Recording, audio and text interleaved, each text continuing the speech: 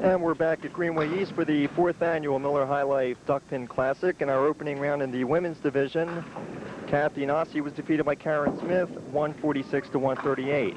Therefore, Karen will now go on to meet the number 3 bowler, Suzy Barth. What do you know about Suzy, Joe? Well, she's a left-handed bowler, and she executes very well again.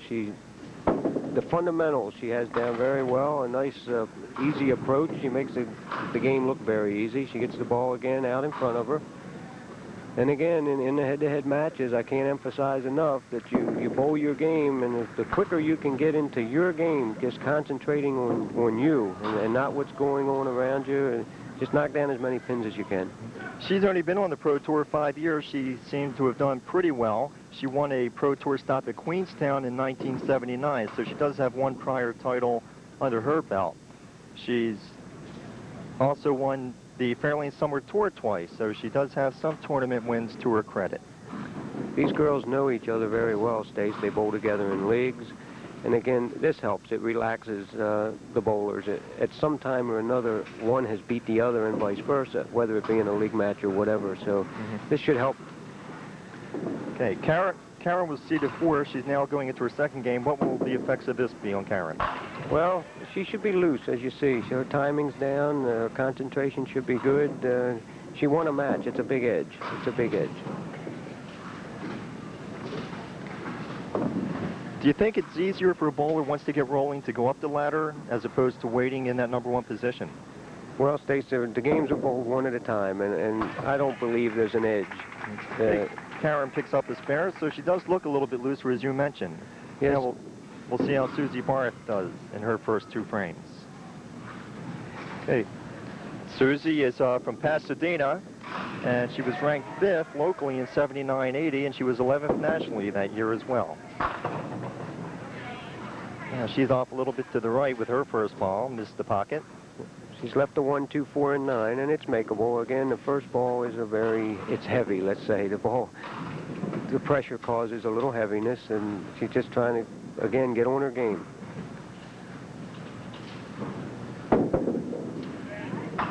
And she picks up a beautiful spare. Very nice and shot. You could really see the concentration on Suzy's face, very intense, trying to concentrate on hitting that object pin, and she does pick up the spare. So we're all even after 1 frame. Both bowlers have spared. And we'll see what Suzy picks up on her spare.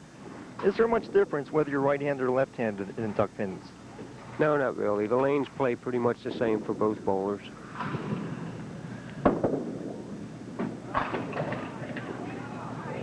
Suzy picks up 7, gets her 17 in the first frame, but of course she leaves herself a very difficult split. She's going to shoot the 6 pin. She has left the 6, 7, and 10, and she'll shoot the object. She's going to... Very unorthodox delivery and stance, as you could see, on the part of Suzy. Picks up 2 pins there. I don't think there's many people that stand that way, Joe. No, you won't find many that stand that way. She gets herself straightened out, and the finish is what counts. And if you watch at the line, she's down under the ball very good. And she got all her wood, so... Suzy Barth, 27 after 2 frames. Karen Smith stepping up for her second frame. Karen from Baltimore carries a 134 average. Unfortunately, not good enough to be ranked locally or nationally. And she is throwing the ball very well. Again, she picks up 9. She is consistently leaving 1 pin up, so she is throwing the ball very well. She definitely is locked on her game. Her concentration is right. She doesn't know anything is going on around her, and she's right where she wants to be at this point. And she picks up her second spare in a row. As you can see, Karen made a few mistakes early in the first game, and the experience has helped. She's been on the lanes and got the jitters out, so to speak, and she's really locked in. She's just bowling the pins right now.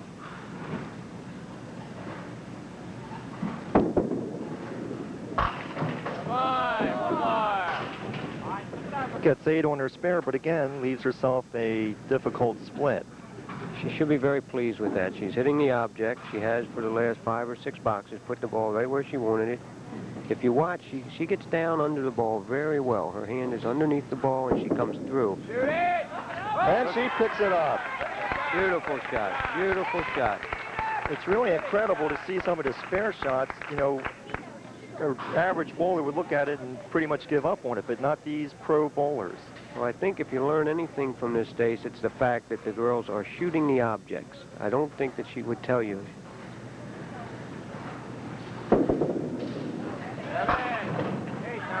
This is a good pace for the girls, Stace. We didn't bring that up, but this is a very good pace. The girls are bowling one after the other. It does help.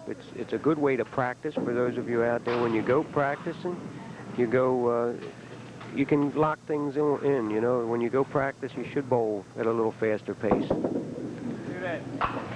Suzy picks up a spare in her third frame, so we do have a very close match once again, as we did in our opening match. Karen Smith has 47 plus on her spare in the third, and Suzy Barth has 37 plus in the third frame. A chance to pick up some pins here.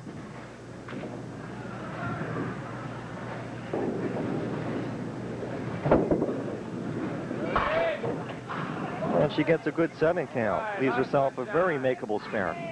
Yes, she's left the 2-4-7, and she'll just try. She'll be shooting the 2-pin. I don't think she plays a particular side of that pin. You just want to execute. Suzy's a very fast bowler. And she gets the spare. So they refuse to give in. They're taking advantage of every opportunity that they have, making the marks when they are makeable, and picking up the wood when they have to as well. Karen Smith back up in her fourth frame. And getting this far in the tournament is certainly not strange to Karen. And she leaves a solid 7-pin. She's throwing the ball very strong at this point. She's down under it very well. Her execution is superb. Karen finished second here at Greenway in 1980. She also was second in the Lady Baltimore Open in 1980. And she makes her spare. Oh, we're seeing an awful lot of marks.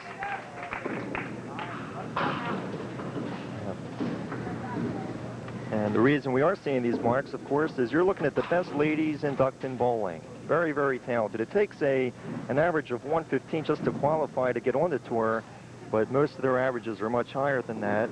And to qualify in an event, for example, this event, the 24th bowler had an average of 138 for 8 games. All right, Karen. She's left the 2-5-7, a very makeable spare. Again, they're shooting objects. She's shooting them very well.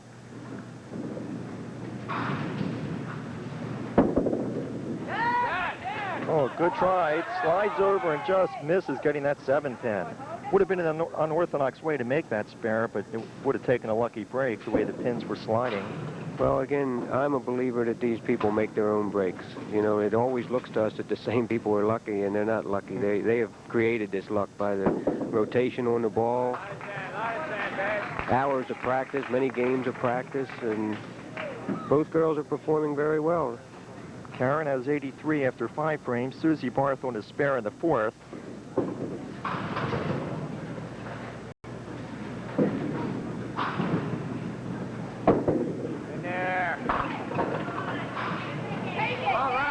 It was a big pin she just tripped out. A big pin she just tripped out. Changes that from a difficult spare shot to a pretty easy spare shot. 2-4-7 once again. She made this same spare in the third box on the same lane. There's a good view of the stance of Suzy. And she picks up a spare. After 5 frames, Karen Smith has 83. Suzy Barth has 71 plus a spare she'll be counting on. Girls are putting on quite an exhibition of spare shooting, right, Stace? That's for sure. Getting a real clinic here. Again, the key is, like you say, you know, hitting the object pin.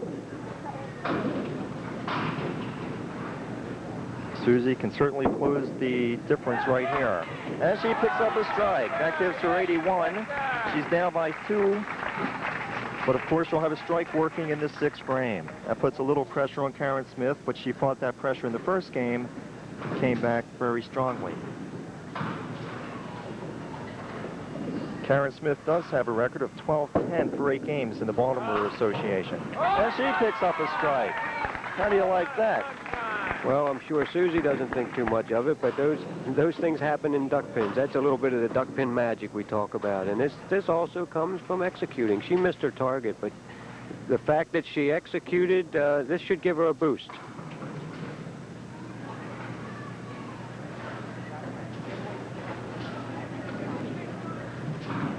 Karen knows she got away with the pitch, that bad pitch that time, and you can bet this one's going to be where it belongs. Karen has a 2-pin lead. Both of them are working on strikes in the 6th frame. It was a big psychological swing at Stace, because Suzy, of course, took the edge when she threw the strike in the 6th box and put the pressure on Karen, and Karen came back, and with a little luck, the game's right back. It's within 2 pins, as you say. This is a very big ball. And she picks up another strike. Got just enough action on that one, Joe. Well, she took advantage of the situation. She got away with a bad pitch the last time. She got herself together, and the psychological pickup of the strike in the 6th box is tremendous. Well, Suzy's going to have to keep pace, or she's going to find herself back in a corner. Oh, close. Leaves 1 pin standing. Tremendous execution under the pressure. And this could be a very important frame that she really has to make this spare. Yes, because the double that Karen has working is a big ball. She has 1 ball still counting in the 6th box, the 103 plus to 101 if Suzy converts this spare. And she's got it.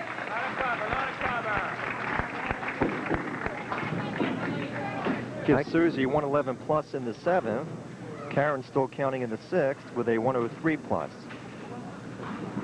Suzy, again, a very rapid worker. She's...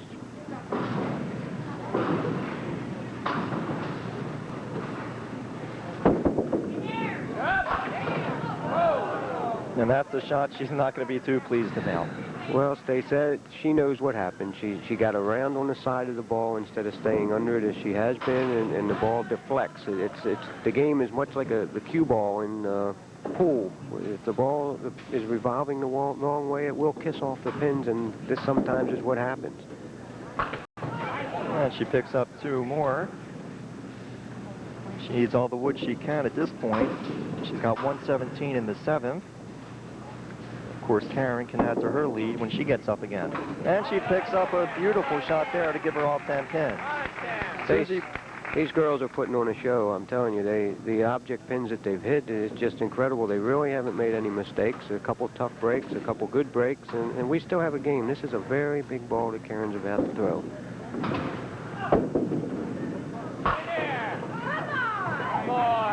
Well, a good 9 count. She's going to pad her lead with that shot. Yes, if she converts this, she'll have a 15-pin lead and counting, which at this stage of the game is a very big lead. But remember, it can swing. A spare towards a double is a large turnaround. And Karen picks up her spare, so she keeps adding the marks up. Yes, she has a 15-pin lead and a count now. This is, again, a very big ball for Karen, because at this point, the most Suzy can shoot is 187. So if Karen can count and mark, she's going to put Suzy on at least a double, perhaps a triple, and perhaps close her out. And of course, to shoot that 187, Suzy would have to get quite a few strikes in a row. It'd be 4 strikes, a little bit difficult. And another solid shot by Karen. She got enough action, again, like you described the billiard ball action. She's getting enough pin action to knock all the pins down. Well, her execution just seems to be getting better with every frame she bowls. She's down under the ball very good. She's got her confidence, and she's going to be... It's all but over. And a solid 7-pin left up there by Suzy. Karen has 162 plus in the 9th. Looks like it'll be a tremendous comeback in order for Suzy to try to take this match. Suzy can still shoot 177 with the spare and then a triple in the 10th. Well, she misses that spare, and that's got to pretty much almost wrap up that match. Well, she's down to 167, which means Karen would need like 3 on her first ball in the 10th box. So, for all intents and purposes, this match is over, right? Suzy bowled a very good game. Of course, there she missed a single under a pressure situation. She knew, exactly where she stood.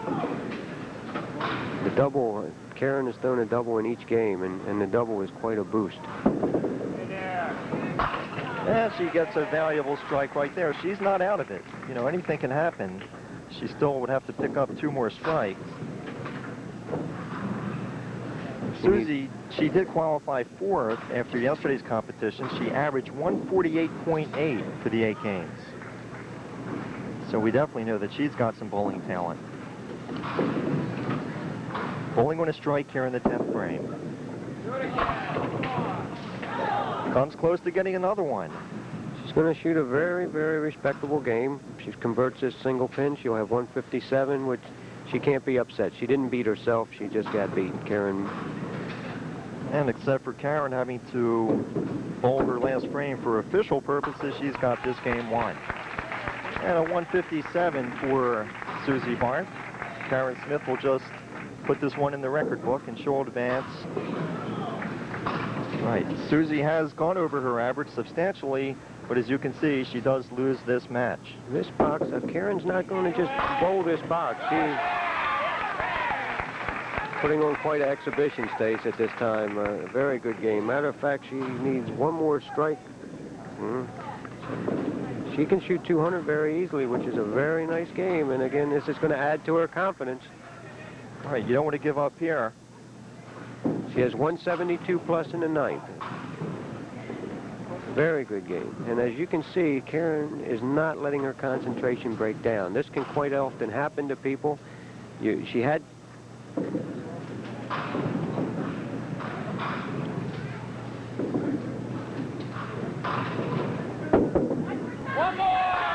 Oh, she chops right through the middle. Karen has shot 200 games in her career. I'm sure she'd like to have a third before this event is over. Yeah, that cost her a 200 game, which I'm sure she would have liked to have.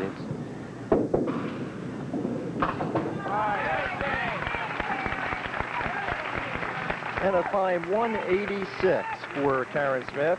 Karen Smith defeats Suzy Barth 186 to 157. Karen will go on to meet the number 2 seeded bowler, Janet Garner, when we return after these messages.